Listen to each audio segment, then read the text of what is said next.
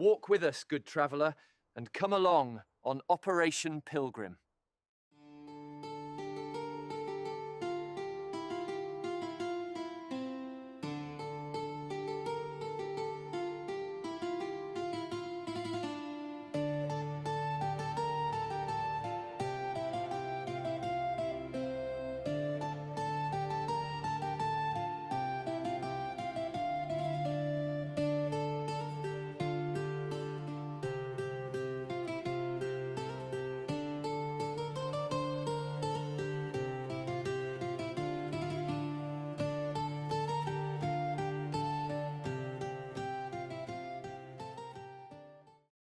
The village of North Marston in North Buckinghamshire is in a state of shock. It is 1478, and it has been heard that the village church is about to lose the precious shrine of Master John Shorn, which has attracted thousands of pilgrims since his death in 1314. Pilgrims brought money to the village in exchange for food and lodgings. Many other villages of a similar size had disappeared since the Black Death in 1349.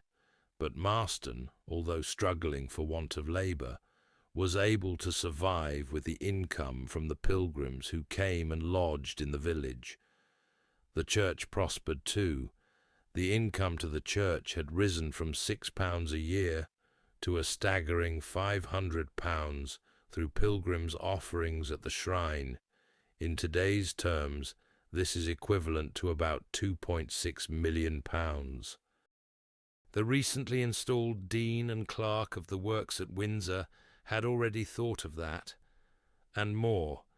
The Dean was getting approval to take full control of North Marston Church. He wanted the lucrative flow of pilgrims and their offerings to continue. It was his plans for the next stage of Operation Pilgrim that the village learned about from the master mason, Roger Smythe, who had just arrived in Marston to carry out the bishop's plan with his apprentice son Ralph. Master Mason, Roger Smith, was a jobbing mason, moving from job to job with his son Ralph.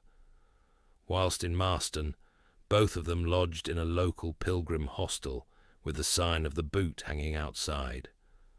Smith had been commissioned by Bishop Richard Beauchamp and been given drawings of what was required, which is how the village learned of the changes afoot in their church. In order to continue to attract pilgrims to the church, Bishop Richard Beauchamp designed and commissioned something we now call the Boot Shrine.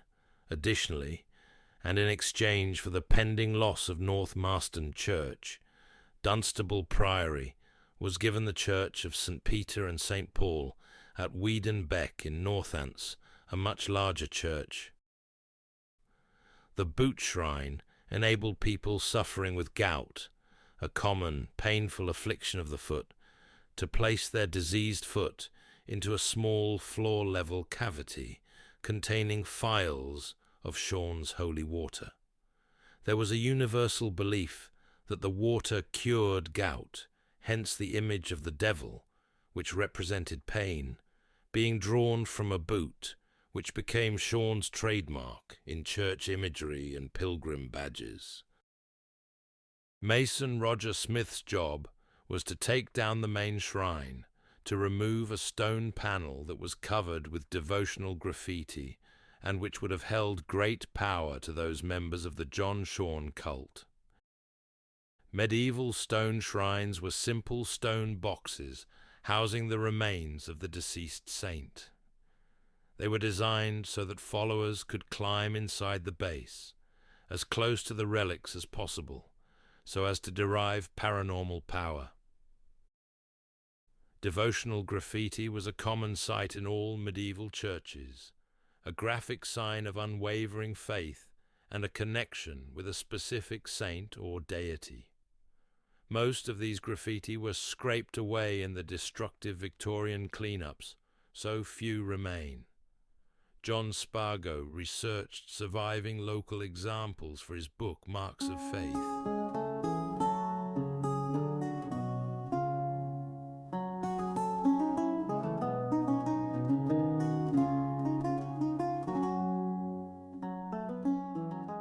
Smith's job was to create the new boot shrine with the graffiti-covered stone let into the squint above the shrine, clearly visible and touchable by those using the boot shrine. Meanwhile, Sean's relics were to be taken to Windsor, where a new shrine was being built in the Lincoln Chapel. Roger was a perfectionist and critical of other people's work if he thought it to be substandard. Looking around at the extensive work that had been hurriedly undertaken by Dunstable Priory to make Marston Church fittingly grand for the great man's shrine, he was not impressed. The church had been quickly enlarged and modernized by Dunstable Priory on the basis of Pilgrim donations. The Lady Chapel and south porch were built in 1350, and the roof raised and clear story built, along with the tower fairly recently. The boot shrine would therefore be the latest in a number of pilgrim-oriented changes.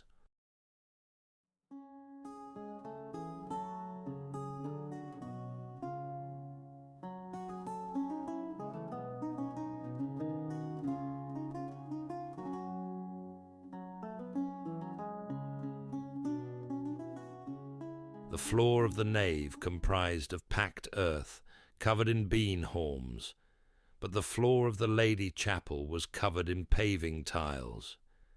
A few tiles had also just been acquired from Windsor to floor the boot shrine. The tiles were over 100 years old and had been made in the south of the county at Penn or Tyler's Green. Roger's 14-year-old apprentice had begun working for his father at 9 years of age. By the age of 16, Ralph, too, will be a jobbing mason. At the time, the vicar at the church in Marston, a canon from Dunstable Priory, was a John Middleton. Ralph and Roger had little to do with this somewhat distant character. Their main contact at the church was the young curate, Simon Goodfellow. Approaching the church, it was obvious that a considerable amount of work had been done to the building since its humble origins. As Roger and Ralph entered the church, they were met with the familiar acrid smell of smoke from tallow candles, crushed vegetation from the floor, and incense from behind the rood screen where the nave met the chancel.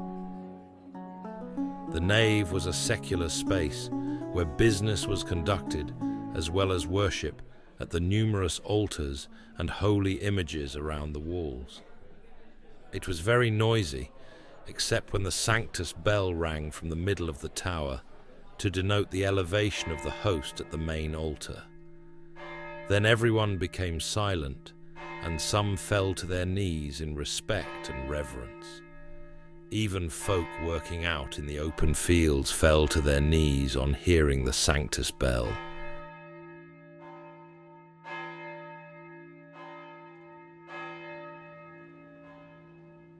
An earnest young 12-year-old boy called Godfrey was in training under the watchful eye of the curate, Simon.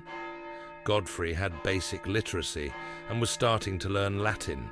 His main job was to keep watch on the masses being conducted at the main altar and ring the Sanctus bell at the appropriate time in the Mass. Godfrey also maintained the lights, candles, on the rood beam, also called a candle beam, that he accessed by a ladder that was positioned next to the boot shrine and which led to a narrow doorway in the wall above the nave squint. He became friends with Ralph, whom he impressed with his sense of piety and honesty. Despite being younger than Ralph, he seemed older than his years. Godfrey's ambition was to become a curate.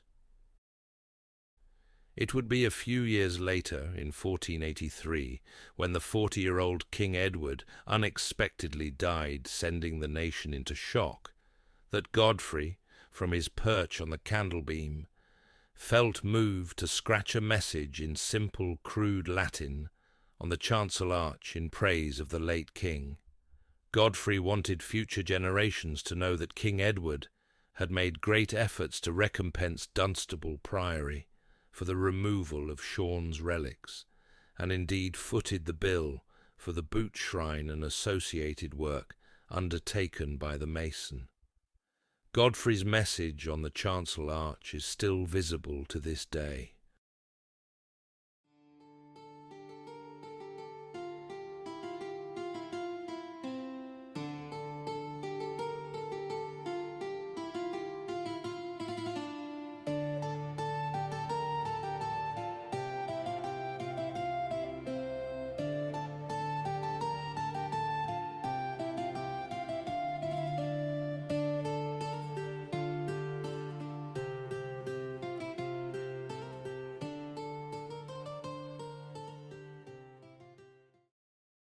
Ralph particularly admired the window in the Lady Chapel.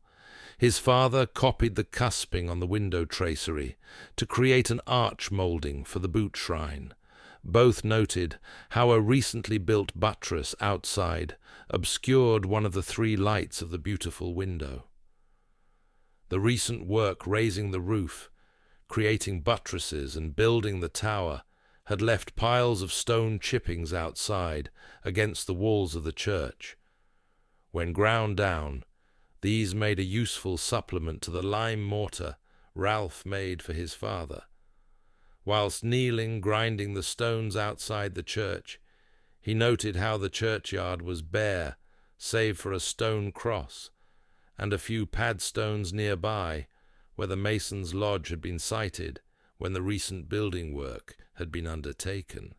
It was to be nearly 200 years before gravestones dotted the churchyard. Prior to the removal of Sean's shrine, Simon had often been stationed in the watching chamber over the chantry chapel, looking down at the shrine and keeping an eye on the votive gifts being deposited by pilgrims. Theft was a constant problem.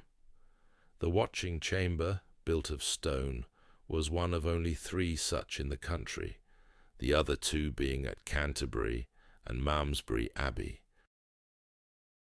From time to time, local worshippers or guilds would commission an itinerant priest to conduct a mass at one of the nave altars.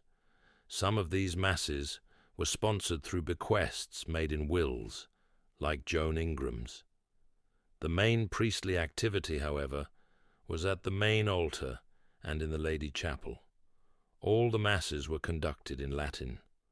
The walls of the church and all the piers were highly painted and illustrating biblical stories for the, largely, illiterate villagers. There were 2 squints at the Lady Chapel, one to monitor the Mass at the main altar, and the other to see the Holy Rood Shrine, and also the shrine beyond it at the eastern end of the north aisle. These were to ensure that the crucial elements of the Mass between the sites was staggered and didn't overlap, a major offence. Nowadays, these squints are blocked, but in the late 1400s they were in use. The interval between the Masses, known as hours, was also strictly regulated, with priests using devices called scratch dials or mass dials engraved outside on the south-facing aspects of the chancel to make sure there was an appropriate time gap between the hours. In dull weather, they'd use an hourglass. Having completed the structure of the boot shrine and inserted the inscribed slab in the squint so as to be visible to pilgrims at the shrine, Roger made his unique mason's mark on the adjoining stonework to ensure that payment for the structure went to him. But he was not willing to lay the floor tiles at the base of the shrine. He considered this to be a task for a less skilled artisan, so he instructed his son to lay them, albeit under his supervision. He was also not complimentary about the tiles themselves, as he thought they looked poorly made, were very old and porous and were not appropriate for the boot shrine. They broke easily when cut, and the resultant patchwork of pieces was not what Roger would have wanted to see. He also complained that Ralph had used too much mortar. When finally Roger's work was completed, late in the afternoon, Ralph cleaned and packed away their tools, and they stepped back as Simon quickly escorted the first, impatient pilgrims to the new boot shrine. Roger noticed the reverence with which each pilgrim touched the section from the old shrine that he had installed inside the squint. The marks of faith inscribed by countless pilgrims were there for all to see. The pilgrims gently caressed this powerful symbol of Sean's supernatural power, the stone having been within inches of the blessed man's remains for almost 170 years. Roger smiled to himself and thought that over the years the stone would be worn smooth from this fervent adoration, as can be seen today. They watched Simon's commanding control of the excited pilgrims, helped by the quiet and earnest young Godfrey. Then they turned to make their way back to the hostel, their work in North Marston done.